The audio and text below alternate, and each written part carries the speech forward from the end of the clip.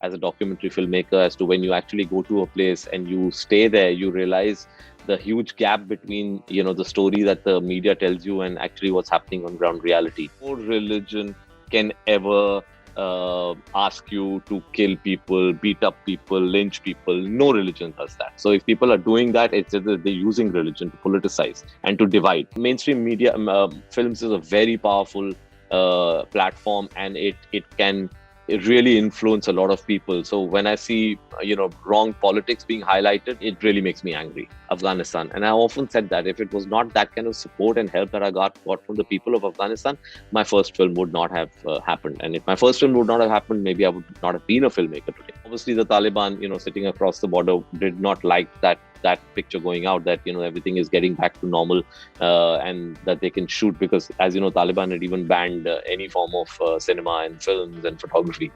They still want to cling on to normalcy. They still want to lead a normal life. And I've seen this, as I said, as in Afghanistan, I've seen it in Kashmir, I've seen it in Beirut when I was filming there.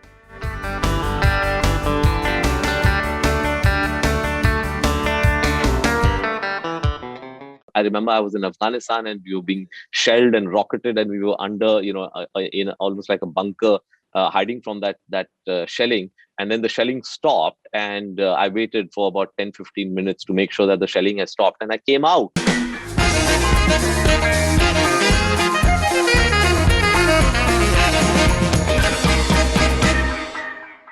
All right, Kabir, welcome back on Bollywood Now.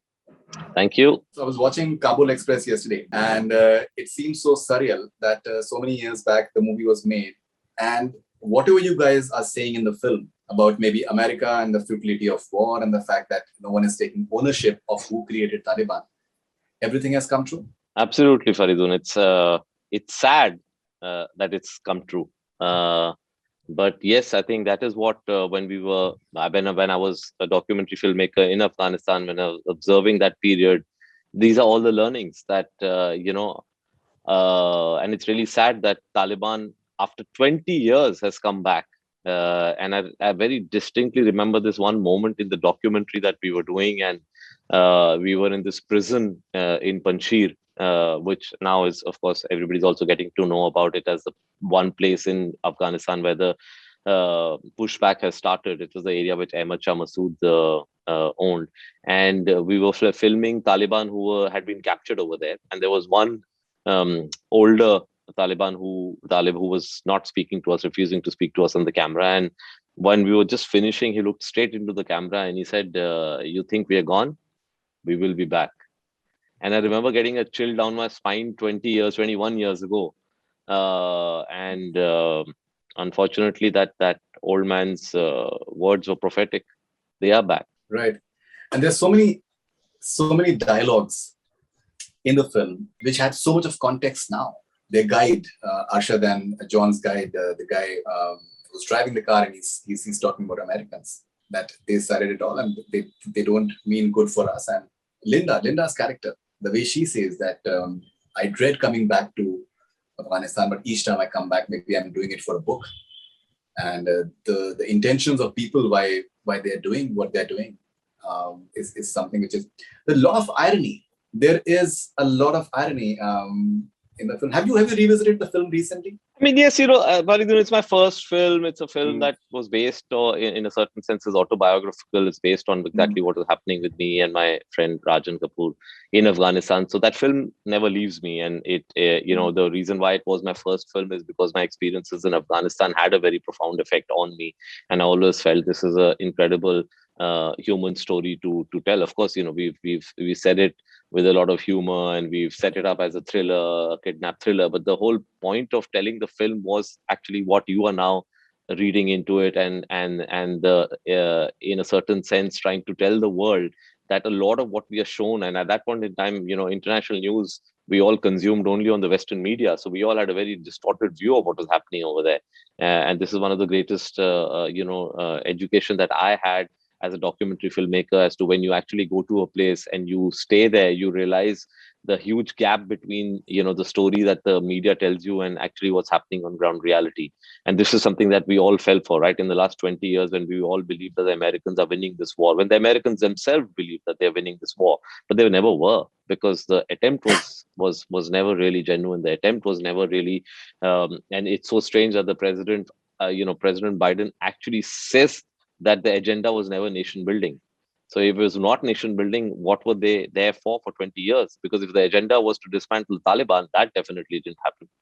And if it wasn't for nation building, then I have no idea what they were there for. Right. It's interesting that you're saying that about the American version in the press and the Western version in the press, and why it's important to have another version as well.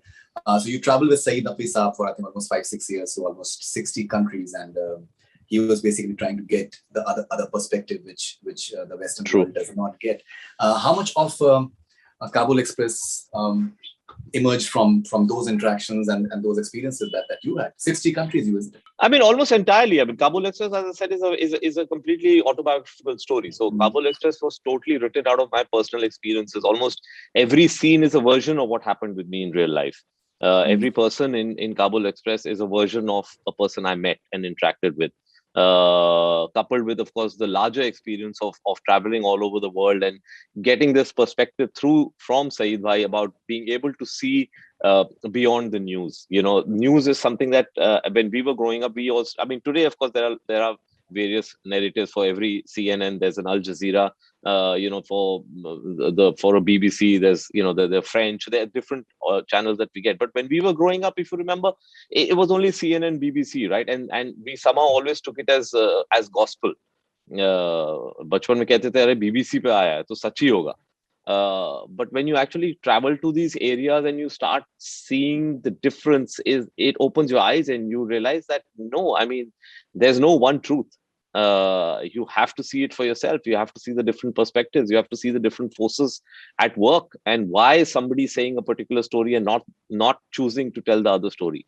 And that's what Kabul Express is all about, right? Because actually what it does is it puts people from 3-4 different nationalities into one car, and you start seeing the different perspectives on one issue. There's a Pakistani, there's an Afghan, 2 Indians, and an American inside a car for 2 days, and whenever they talk, you start realizing that yes, they're talking about the same thing, but with different perspectives. And sometimes there can be truth in many perspectives, but you have to understand that there is a different perspective also. Just don't go with one truth blindly, which is what I think all of us were doing in Afghanistan for the past 20 years till it blew up in our faces. Right. You start the film with November 2001, and that's when, in reality, you actually went to Afghanistan as well. And that's how it all started for you. And you're saying that a lot of those instances that are there in the film, they actually happened with you. What I really respect about your filmmaking, especially in today's context, is the fact that you present various viewpoints very objectively without demonizing people, their religions, or countries per se. You're just trying to get at the problem. Like you're having a Talib who's from Pakistan army, and who doesn't agree with what Taliban is doing, but he's doing because it's his job. That's what he has been told to do, and the way he has been humanized. It established that how Pakistan contributed to the entire manufacturing of Taliban with the help of Americans. But at the same time, there is no demonizing of Pakistani soldiers who are there at the border, who themselves are just performing a job, who don't agree with what their superiors are telling them to be. Why is it important for you? And I'm sure that, having talked to you a lot in the past, you do a lot of writing before actually coming down to filming what you do, to just get the politics of what you're trying to say is right. Why is it so important for you to just be as objective as possible without taking the easier way out of getting into high decibel stuff? I think, Faridoon, that's just the way I was brought up. That's just the way I was brought up to see the world. My father was one of the founding professors of JNU. Politics, international affairs was literally dining room conversation for us. I grew up with, had the privilege of growing up, hearing really eminent professors and academics from different parts of the country and the world come home, discuss things with my father. My father was also nominated to the parliament, so I also had the privilege of firsthand, hearing conversations with politicians who would come home for dinner. So and that from a young age gave me, the realization that there's always a perspective. There are always different ways people look at the same issue, and that really helps you understand the issue much more than just go with one narrative. So whenever I've approached issues through my films, because as you said, I always try and put a political backdrop to my films, even though the story is about individuals. I've always then tried to stay away from black and white, because the world is definitely not black and white, and we'd be stupid to think and assume that the world is black and white. There are always shades to it. There are always gray zones to it, and it's very important to understand that. Growing up, when I saw films or documentaries which did that for me, I always enjoyed those much more. So that's the way I was shaped, and to question the truth. My years with Saeed Naqvi made me question the truth, made me question the news, made me question the popular narrative that is always pushed forward, right? And so I've never gone with the popular narrative. I've always tried to question the popular narrative and say, but no, wait a minute, there has to be another story to it. And invariably there always is, and I've done that. I've realized that in my documentary, whether it was doing stuff in Kashmir, or whether it was doing stuff in Afghanistan, or whether it was doing stuff in Ireland, or whether it was doing stuff in India.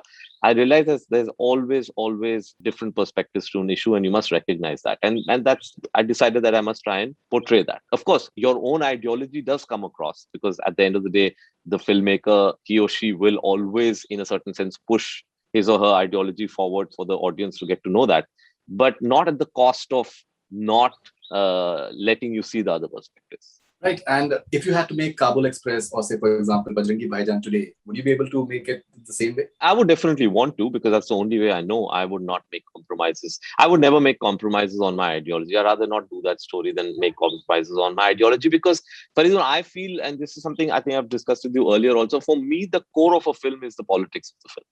And when I say the politics of the film, a lot of people sometimes just misunderstand it as, politics being about showing political outfit. Politics is not about political outfits. Politics is the way we see anything in this world. The way we look at women is our politics. The way we look at minorities is our politics. The way we look at people living on the fringes of society is politics. The way we look at the people in power is our politics. And that always has to come through. No story can exist in a la la land. In a vacuum. There is a real world there. So with every shot, with every note of a background music, when it comes, where it comes, how close am I going to the protagonist, how far I'm going away from the scene, how am I cutting it, my politics are coming through. So that is something you have to own. And for me, that's always been the most important part of a film. I can forgive bad writing, shoddy camera work, sloppy editing, but I can never forgive bad politics, because mainstream media, films is a very powerful platform, and it can really influence a lot of people. So when I see wrong politics being highlighted, it really makes me angry. So I was watching one of your sessions. You said that, and you've said it before as well, that when you landed in November 2001 on a Russian helicopter, from what I understand, after paying $2,000 in a clandestine manner, you jumped from 20 feet, and that's what you were told. And so the Afghan big burly Afghan guy who came to you, and you felt that your life is over, and you said Hindustan, Hindustan, and he started singing Mere Sapno Ki Rani. And you said that that's when you realized that how big Bollywood is and what sort of impact Bollywood is. And now you're talking about the fact that you cannot forgive bad politics. But we're seeing a trend where several films are coming out, and they are busy demonizing Mughals, and some would call it rather distasteful as well. And there are several other factors which are seeping in. Do you find that problematic, considering the reach? Of course I do. Absolutely I do. I find it hugely problematic and disturbing, because what really makes me upset, Faridoon, is because it's being just done to go with the popular narrative. Unfortunately, it's not. I can understand when a filmmaker has researched something and a filmmaker wants to make a point. There, of course, there can be different viewpoints. I'm saying you want to demonize the Mughals, please base it on some research and do it and make us understand why, right? Why they were the villains that you think they were. Because if you do some research, if you read history, it's very tough to understand why they have to be villainized. I think they were one of the original nation builders, and to just write them off and just pass off some line saying, oh, no, no, no, they massacred people, they converted people, they did this, they did that. But what are you basing it on? Please point out the historical evidence. Please have an open debate. Just don't go with a narrative that you think will be popular. And it's the easiest thing today, right? Just demonizing the Mughals and various other Muslim rulers that India had at different points in their history, trying to fit them into preconceived sort of stereotypes. It is distressing. I cannot respect those films, unfortunately. That's my personal opinion. Of course, I can't speak for the larger audiences, but I definitely get upset by those kind of portrayals. All right. Now, I think the way the film Kabul Express has been shot, I think it's beautifully shot. I think at that point of time, or maybe at any point of time, it still looks so good in terms of the visual appeal of it. And I'm sure that you said that everything is politics for you, even like a ramshackled tank, if it is there in the middle of like a desert, it is, and you're showcasing Kabul Express, like the car going away. Even that, I believe that you're trying to communicate something, and the hotel, or the boy who's smiling but he's not having any legs, that is one leg, he's not having one leg. So all those images, I think, are equally important for you in communicating without saying any word, right? Absolutely. I mean, cinema is all about the visuals, right? And I say, if you can say it from a visual, then why say it in words? And that is what, apart from obviously the dialogues, there are so many things, other aspects and dimensions to a film that we have, the sound, the visuals, and there is a lot of subtext or points that you want to make without having to articulate them. All the visuals will give you a feel, will create an ambience, will create a mood, and that's what the effort in Kabul Express also was, to say a lot of things without actually articulating them, just say them through the visuals. And Julius Beckham's background score, it communicates that desolateness and that sense of betrayal, and there's so many emotions that it communicates with that background score. Outstanding, and it sounds even better now. Yeah. And it was our first film together. Julius and I have been college friends, and Kabul Express was his first film. Of course, subsequently he's done all my films apart from now, half the films in the industry now. But that was his first film. Right. Okay. All right. And so many ironical moments in the film. You have this comical or funny tussle on Imran Khan and Kapil Dev. Imran Khan is today the Prime Minister of Pakistan, and you're making a film having Kapil Dev. So it is true. It is so ironical. Yeah, that's true. I never thought about that. Yeah, but that was that was always, like, growing up for us. That was always the big argument, right? Who's the best all-rounder? And there was always this tussle between, it's Kapil Dev or whether it's Imran Khan. And you're right. Today they are in the positions that they are. Or even that, I remember the whole argument on Madhuri Dixit. Yes, Kashmir. Madhuri Dixit. Yeah. That's what. So these are all things that you pick up as you go along, right? These are things you've heard. These are things that as a writer, I think we all basically draw from our own experiences, what we've heard, and you just bring them to the fore when you're writing your scripts. It's like people often ask me about, like Chand Nawab in Bajrangi Bhaijaan. It's just one of those. It was a video that I'd seen 6 years before I started writing Bajrangi Bhaijaan, and it was one of those things that says, hey, I remember that character. That character would be brilliant in a setup like this, and so that's how you do it, right? You just keep pulling forward whatever you've heard all your life and put it down on paper when you're writing your scripts. And Chand Nawab ended up felicitating you in Karachi. Yes. Yeah, he still is in touch. He still sends me messages. According to him, he's got a new lease of life in his profession, in his career. He's become a very popular TV personality all over again, and I'm really happy for that. Now, a lot of people, when they talk in the context of Afghanistan, they talk about the fact that it was Soviets, it was US after that, and they just have been in a war mode. But unfortunately, a lot of the younger generation, they're not aware of the fact that Afghanistan in 50s, 60s, 70s, they were a very progressive country. Be it women, be it the way they looked at the world politics, while Europe had and America, they had their issues. So Afghanistan was completely different. And but people are not aware of it, unfortunately. What does it tell you about the fact that, because now this debate has been triggered, that religious extremism is not a good idea, because it doesn't really work well for countries, because the priorities go for a toss instead of nation building. I mean, that is something that I always believe in. I believe, and it's not about one religion, it's about any religion. Religious extremism in any religion will always damage society, and we've seen that everywhere. So, yes, of course, I mean, people who would care to research, if they just go and, you just Google images from the 19 till as much as the mid 70s in Afghanistan, they'll see, how the people lived there, what the society was there. And it was one of those most popular destinations in those days. From 79, when religious extremism crept into the society, we've seen what has happened since then. They've never recovered. Now, it's come a full circle. It's now Taliban is back in power, and we don't know what will unfold in the months and the years to come. So yes, that is something I feel very strongly about. I think religious extremism, and I say this, it's not only about Islam, because people tend to just keep repeating it in Islam, but religious extremism in any religion, whether it's Islam, whether it's Christianity, whether it's Hinduism, will always damage society.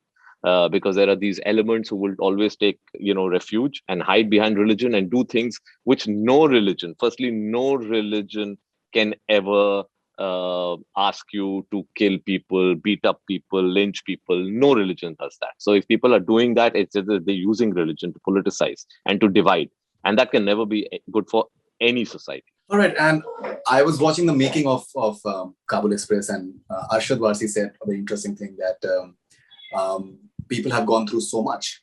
They've seen so much of heartbreak and killings and the worst form of butchery in a way. But they're so happy on seeing us, and they are so full of life, and which I find, which he said, that I find it a bit ironical, which I find it's hard to believe that they've been through so much, and they don't know what their tomorrow is like. Hum log jayenge, we will have a different, like, we know what we have to look forward to, but they don't know what their tomorrow is like. What do you make of that? Absolutely true, Faridoon. And this is something I've observed in a lot of conflict zones.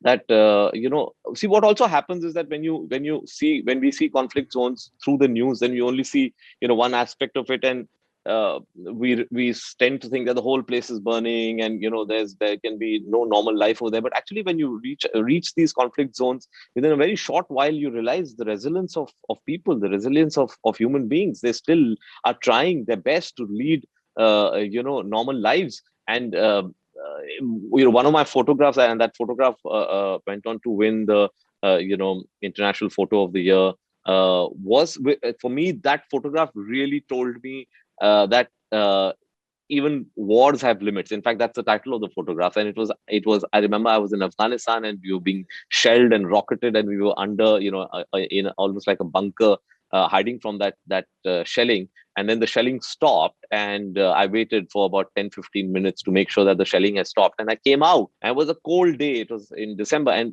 I came out, and there was this broken down tank, and there were these kids who must have been all of 7, 8, 9 years old. They had hung one wire from the tip of the barrel of the tank, and they were swinging on it.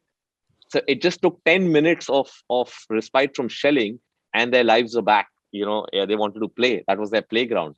And that moment made me realize that, my God, a child wants to play, and even 10 minutes between shellings, the children will go back to play. And therefore, I said, even wars have limits. The human spirit will always transcend anything you throw at them.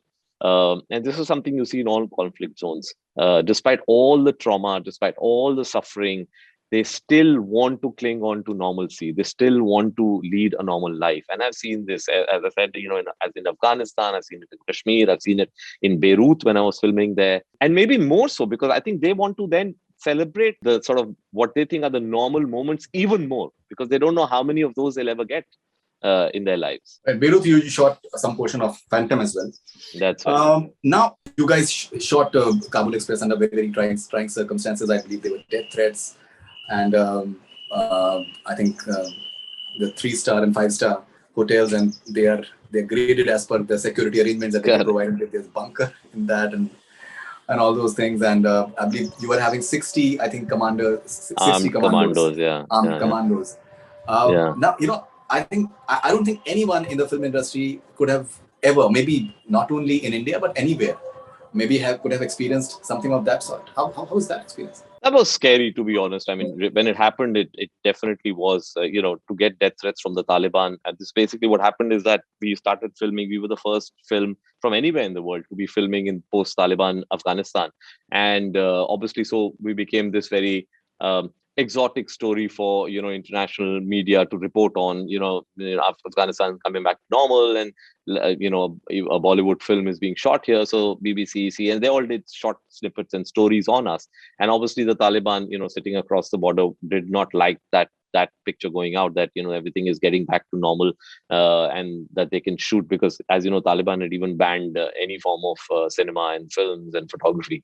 So then they sent out death threats to us, and we were told by the Indian ambassador that 5 people actually have been sent out to hit out at our unit. So we had to obviously stop filming, because it's not a death threat from just some underground outfit. It is at that point in time one of the most dreaded terrorist organizations. But then the Afghan people, the Afghan government, really, for them, they said, we'll give you whatever protection you want. But for them, they really wanted us to go on. They didn't want us to succumb to these death threats, to what the Taliban was trying to do, which is basically scare us away from Afghanistan. And I often said that if it was not that kind of support and help that I got from the people of Afghanistan, my first film would not have happened. And if my first film would not have happened, maybe I would not have been a filmmaker today. So I really owe it to the people of Afghanistan. And these are the people who literally stood between the Taliban and us. And I feel heartbroken when some of those very people today are trying to reach out to me and asking for help to get them out of Afghanistan, because some of them have been very vocal critics of the Taliban. They have been famously there on YouTube, they're on social media criticizing the Taliban. They've professed their love for India and Bollywood, and some of them are actors, and they are targets. One of our friends' house has already been ransacked, and he's gone underground with his family. We are, of course, trying to do whatever we can. It's not easy, but it's heartbreaking to see them get into this position after 2 decades. With the sort of experience that you have with your documentary days, and you made Kabul Express, you've made a lot of other films with interesting locations. Would you want to just go back to doing something on Afghanistan once again? Because today we have the option of OTT. One can just maybe try a long format, and there's a lot more freedom as far as long format is concerned. And coming from someone like you, I think that can be very, very interesting. I've seen Faridoon. Obviously, I would. There are so many ideas, and these are places that we work with. These are places that we, maybe have a bit of understanding of. So I would definitely want to do more stories from there. But it's just, there's so many choices and there's so many options at a given moment in time that you don't know really which is the next story you'll pick up. So you never know. Yes, definitely something from Afghanistan might come up, and might become the project that I start working on. Whether it's going to be the next one or the one after that, we really don't know. But having said that, I mean, the fact that I have interest there and I would love to tell stories from there is a fact. I mean, that goes without saying. But whether I can predict when that happened, no. Okay, and do you plan to write a book on your experiences so far? On my experience, I mean, this is a lot of people have asked me this, and they say that you have had. I think I've had the privilege of having, since I've traveled so much and have had the privilege of meeting interesting people, going to interesting places. I would. I think it just. Sometimes you feel, why would somebody be interested in reading your story? But I think, yes, I should. I might start putting down notes, before my memory starts failing me and I start forgetting details. Till now, touch wood, I remember a lot and I remember the details. So I think I should definitely put it down And maybe at some point, if I feel that yes, people would be interested in reading my story, I would put it down. No, no, I would love to read it. And Thanks. So since I you've have made, one person at least no, no, ready you for have. that. I'm sure that you have many people that would love to. It's been a very interesting journey that you've had, and the best part is that it's a very good mind to know, because we've seen a lot of people changing and all sorts of things happening around us. So it's good to know that someone who's so sorted.